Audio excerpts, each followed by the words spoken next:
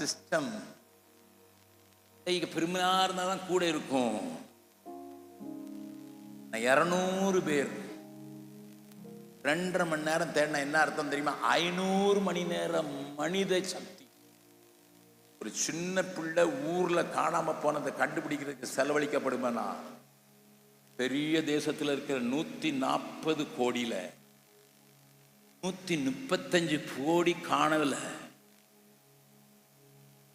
காணாம போன அவங்கள தேடுறதுக்கு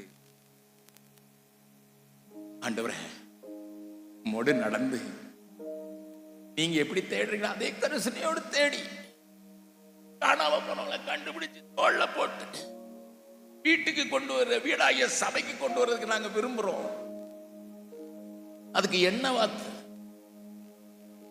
வாரம் எங்களுக்கே சாப்பாடு போடுறதுக்கு மாதிரி பாஸ்டர் இன்னைக்கு என்ன சொதப்பிட்டாரு. அடேப்பா சொதப்பிட்டாராம்.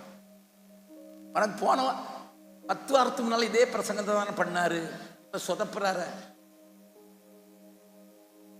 எத்தனை கரிசனை சபைக்கு, காணாதவர்களை குறித்து எத்தனை அழுக. உன் கால் தேயணும்யா.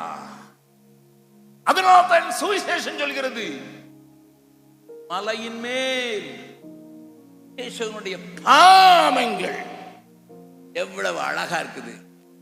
நமக்கு பாதங்களை குறித்து கவலை இல்லை. நமக்கு ஃபேஸ்புக்கும் ஃபேஸ் பவுடரும் ஃபேஷியல் பார்லரும் தான் நமக்கு ரொம்ப கவலை. கல்யாண வீட்டுக்கு போனா பொண்ணு வரமாட்டேங்க. எதுக்குன்னா பார்லர், பியூட்டி பார்லருக்கு போயிருக்கு. என்னத்துக்கு? கொஞ்சம் கருப்பா இருக்குல்ல மாப்பிள்ளை, கொஞ்சம் சிவப்பா இருக்காருன்னா அந்த கலருக்கு கொண்டு வரதுக்கு பேஸ் அடிச்சு, அதுக்கு பிறகு கலர் போட்டு, அதுக்கு பிறகு பவுடர் போட்டு, அது இங்க வந்து வேத்த உடனே துடைக்கும் போயிடும்.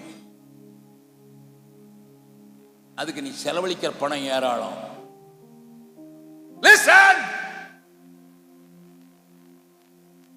பிள்ளைய திருமண நாள்ல அலங்கரிக்கிறதுக்கு செலவழிக்கிற பணம் கூட நீ சுவிசேஷம் பரவுறதுக்கு கொடுக்கிறது இல்லை.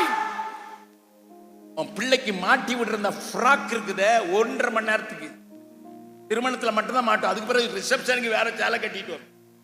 அந்த ஃப்ராக்கு செலவழிக்கிறது கூட நீ சுவிசேஷம் பரவுவதற்கு கொடுத்தது இல்லை. தைரியமா சொல்லுவேன். ஆண்டவரோடு நடக்கிறதுக்கு, அந்த தேய்ந்த காய்களோடு நான் நடக்கிறதுக்கு என்ன தருகிறேன்னு சொல்கிறவள் மாத்திரம் 2 கரங்களை வைத்து இந்த கடைசி கவியை பாட போகிறோம்.